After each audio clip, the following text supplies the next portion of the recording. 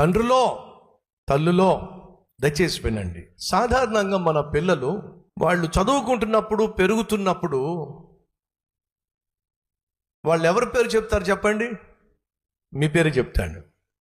ఏమయ్యా ఎవరబ్బాయి నువ్వు అని అంటే తండ్రులు వింటున్నారా? తల్లులు వింటున్నారా? మీ అబ్బాయి మీ అమ్మాయి నీ పేరు గర్వంగా చెప్పుకోవాలి. నేను ఫలానా వాళ్ళ అబ్బాయినండి అని గర్వంగా చెప్పుకోవాలి. అడుగుతున్నాను తల్లి, అడుగుతున్నాను తండ్రి, నీ కొడుకు నీ కూతురు వాళ్ళ ఫ్రెండ్స్తో కావచ్చు, లేకపోతే స్కూల్లో కావచ్చు, బయట కావచ్చు, ఎక్కడైనా ఒకవేళ ఎవరబ్బాయి నువ్వు అని చెప్పినప్పుడు ఎవరబ్బాయి ఏమిటి? అదే ఆ వీధి చివరి ఉన్నటువంటి ఆ తాగుబోతోడి కొడుకుని నేను, అదా చెప్పాల్సింది. ఆ గయ్యాలి కొడుకుని నేను, అదా చెప్పాల్సింది. ఆ తిరిగిపోతాడు యొక్క కొడుకుని నేను, అదా చెప్పాల్సింది. విడాకులు తీసుకొని విడిపోయినటువంటి అదిగో ఆ కొడుకుని నేను, అదా చెప్పాల్సింది. అడుగుతున్నాను నా తల్లి నా తండ్రి, నీ కొడుకు నీ కూతురు నిన్ను గూర్చి ఘనంగా లోకానికి చెప్పే విధంగా నువ్వు జీవించటము నీ బిడ్డకు ఇవ్వగలిగిన బహుమానం. ఈరోజు నా కొడుకులు ఎక్కడికి వెళ్ళినా, మేము సతీష్ కుమార్ గారి పిల్లలమండి అని చెప్పినప్పుడు వాళ్ళు ఎంత గర్వంగా ఫీల్ అవుతారో దాని గురించి నేను గర్వించటం లేదు, కానీ దేవుడు నాకు ఇచ్చిన కృపను గురించి మీతో పంచుకుంటున్నాను.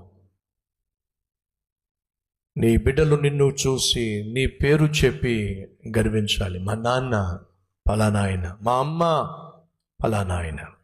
తమ్ముళ్ళు చెల్లెలు మీకేమైనా అర్థమవుతుందా? చిన్నప్పుడు మనం అమ్మ నాన్న పేరు చెప్పుకోవడం ఘనతగా భావిస్తాం. అది అమ్మ నాన్న మనకిచ్చిన బహుమానం. పెద్దయిన తర్వాత వాళ్ళు నీ పేరు చెప్పగలగాలి.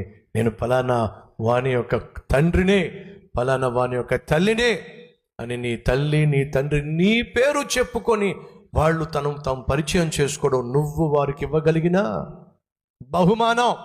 ఓ రోజు ఓ తమాషా విషయాన్ని మా అమ్మ నాకు చెప్పింది. ఏంటంటే ట్రైన్లో ప్రయాణం చేస్తూ ఉన్నారట, కొంతమంది అక్కడ కూర్చొని మాట్లాడుకుంటూ ఉన్నారట. ఈ లోపల ఎవరో చేతిలో కల్వరి కాంతి అనేటటువంటి మ్యాగజైన్, నేను ప్రచురం చేసినటువంటి మ్యాగజైన్ వారి చేతిలో ఉందట. ఈ మ్యాగజైన్ చదువుకుంటున్న వ్యక్తి చదువుకుంటూ ఉంటే ఎదురుగుండా వ్యక్తి ఏమో ఆ మ్యాగజైన్ నాకు ఇవ్వండి అని చెప్పి వాళ్ళ మధ్య డిస్కషన్ అయిందట. ఆ తర్వాత వాళ్ళు మాట్లాడుతూ ఈయన ఎవరో కానీ సతీష్ కుమారు భలే ఆర్టికల్స్ రాస్తున్నాడండి, భలే వాక్య పరిచర్య చేస్తున్నాడండి అని చెప్పి వాళ్ళు మురిసిపోతూ ఉంటే పక్కన మా అమ్మ కూడా కూర్చుని వింటా ఉందట. వాళ్ళు మాట్లాడుకుంటూ అమ్మని అడిగి, మీకు తెలుసా అమ్మ ఆ సతీష్ బాబు ఎంత అద్భుతంగా వాక్యం చెప్తాడో, ఎంత చక్కని ఆర్టికల్స్ రాస్తున్నాడో, ఏ తల్లి కన్నా కొడుకో, మీకు తెలుసా ఆయన గురించి? అప్పుడు ఆ అమ్మ అందట, ఆ కొడుకు ఎవరో కాదండి, నేను కన్నా కొడుకు. తమ్ముళ్ళు చెల్లెళ్ళో, నీ గురించిన సంభాషణ వచ్చినప్పుడు, నీ గురించిన ప్రస్తావన వచ్చినప్పుడు నీ తల్లి నీ తండ్రి గర్వించేలా జీవించు. అంతేగాని నువ్వు పోకిరీ చేష్టలు చేస్తూ, నువ్వు పాపిష్టి పనులు చేస్తూ, నువ్వు అమ్మాయిల జీవితాలు నాశనం చేస్తూ, నువ్వు ఎవడో ఒకటి ప్రేమలో పడి చదువు సంధ్యలు పక్కన పెట్టేసి పెళ్లి కాకుండానే ప్రెగ్నెంట్ అయిపోయి హాస్పిటల్లో అబార్షన్ చేయించుకొని నీ తల్లిని నీ తండ్రిని అవమానపరిచి బ్రతుకుండగానే వాళ్ళని చంపేసే ప్రయత్నమో చేయొద్దు. నీ తల్లిని నీ తండ్రిని సన్మానించటము అంటే నీ ప్రస్తావన వచ్చిన ప్రతిసారే అమ్మ నాన్న గర్వించాలి, గర్వించే విధంగా నువ్వు జీవించాలి. అది ఎప్పుడు సాధ్యమో తెలుసా? నా జీవితంలో క్రీస్తు అడుగు పెట్టనప్పుడు అమ్మను నాన్నను ఏడిపించేశాను. అమ్మ ఏమని ఏడ్చేదో తెలుసా? ఒరే నువ్వు నా కడుపున పుట్టుకున్నా ఉన్నా బాగుండేదిరా, నా కడుపున పుట్టుకున్నా ఉన్నా బాగుండేదిరా అని ఏడ్చేది. ఎప్పుడు? క్రీస్తు నా జీవితంలో అడుగు పెట్టినప్పుడు.